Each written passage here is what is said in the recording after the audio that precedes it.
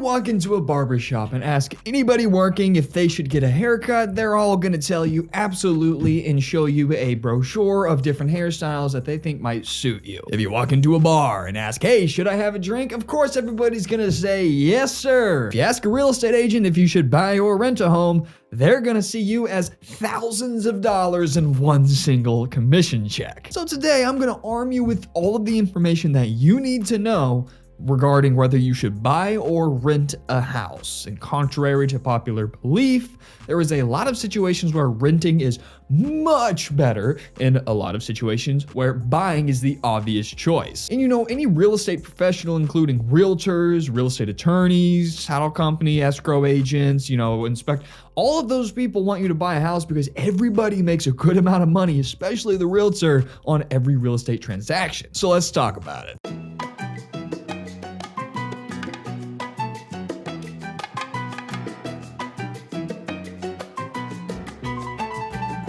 Make me a deal. If you get any value or information out of today's video, hit that like and subscribe button. I greatly appreciate it. My name is Greyson Roberts, owner of Boss Properties and a realtor. That's right. I'm the sleazeball that's going to tell you to buy a house.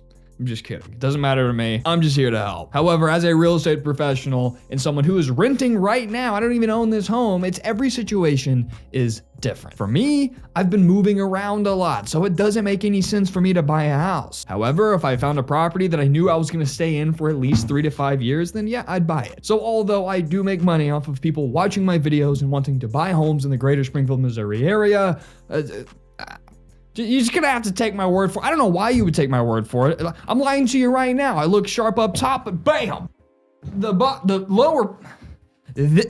torso down, I'm in PJs. Okay, anyway, enough antics. Let's talk about it. First, let's talk about renting. It's easy. All you really need is a security deposit, which is usually like maybe a $500 deposit plus first month's rent. Sometimes it's first month's a deposit and last month's, and sometimes it's just a small few $100 administration fee. So it's really easy to get in. It's cheaper. You don't need a down payment. You just need a deposit, which comes back to when you end your lease or move out, unless you've damaged the place. But it's just really easy. Fast. You can, find a property and move in potentially that same week, and it's cheaper to get into. Although it is absolutely way more expensive in the long run. We're going to talk about that, but as in terms of getting a place to friggin' live, yeah, renting is really easy. And also as a renter, you're not responsible for a leaky toilet or roof, or if your fridge goes out. You don't have to worry about any of that. You get peace of mind of if something breaks, you don't have to pay for it. You don't have to fix it. That is totally on the landlord. And I know what you're thinking. Well, cheap to get in, easy and fast, and I don't have to worry about anything breaking. Well, what's in it for the landlord? We're gonna get into that because, believe it or not, the landlord is actually receiving major benefits. So if you are someone who doesn't have money for a deposit, moves around a lot like I do, doesn't have the credit, the income, or whatever it might be, renting just makes sense. You don't want to buy a home even though you can afford it, spend all of your money on the down payment and closing costs, then you have a $5,000 roof bill and you're like, well, I don't know what to do about it. Now I don't have a roof that works and it's gonna ruin everything I own. So there are certain situations that make sense. However, if you can afford it, 9 times out of 10, it just makes more sense to buy, and that's what we're gonna talk about. Now let's talk about purchasing. Of course, you're gonna be responsible for that roof and that leaky toilet and everything else in between. No one's gonna swoop in and save the day. And if they do, like a contractor, they're gonna charge you for it. Also, you'll need a hefty down payment, although there are ways. You probably haven't heard of it because a lot of realtors actually don't know how to do it, but there are ways where you can get 0 down or 3% down loan programs, and you can, negotiate in the contracts and have seller concessions, and there's no closing costs. And there are ways to basically buy a house with almost no money. It's a little bit of a complicated process for a different video, something that I, teach people online and my clients and stuff like that. But there are ways to actually buy a house cheaper than, renting one, but we're not going to talk about that. But let's talk about the cost again.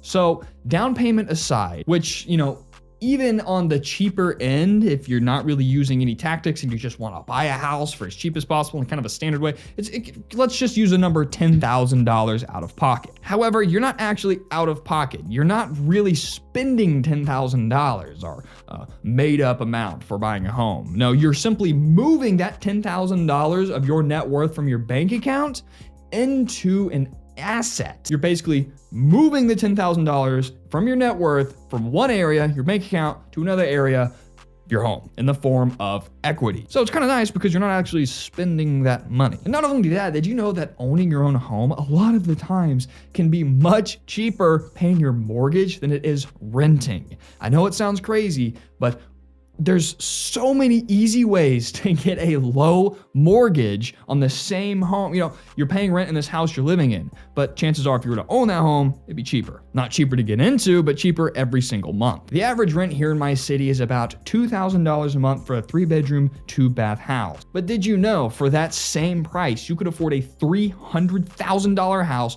with a 3.5% down payment through the FHA loan program at only a 4% interest rate? Now I know interest rates are near 6% right now, but they're gonna come down and you can buy a home and refinance. But we're just using an example. You know, a couple years ago it was 2%, now it's 6-7%, so we're just gonna meet in the middle. And yeah, keep in mind, $300,000 for a house in my area is always nicer than any rental house. But here's another example. Most rental properties, like the one that you're probably living in, is on the lower end of the spectrum. There are nicer rental properties, but most of them are pretty basic. So let's say that the house you are renting is worth $200,000 and you're paying $2,000 a month in rent. But if you were to own that home, using the same example at 3.5% down, 4% with a 30-year fixed rate mortgage would be $1,300 a month instead of paying $2,000 a month in rent. So you're saving $700 every single month, $8,400 a year, or $84,000 in a decade. So you're gonna save some serious money if you do it right, which is a realtor's job and my job, but long story short, you could save some serious money. But not only that, yeah, saving money is great, but you're not paying off someone else's mortgage like you would be if you're renting, you're paying off your own mortgage. So you're getting more benefits than just saving money every month. Of course, when you're paying the $2,000 in rent, 100% interest, that's building the landlord's wealth. You're building equity in the landlord's property.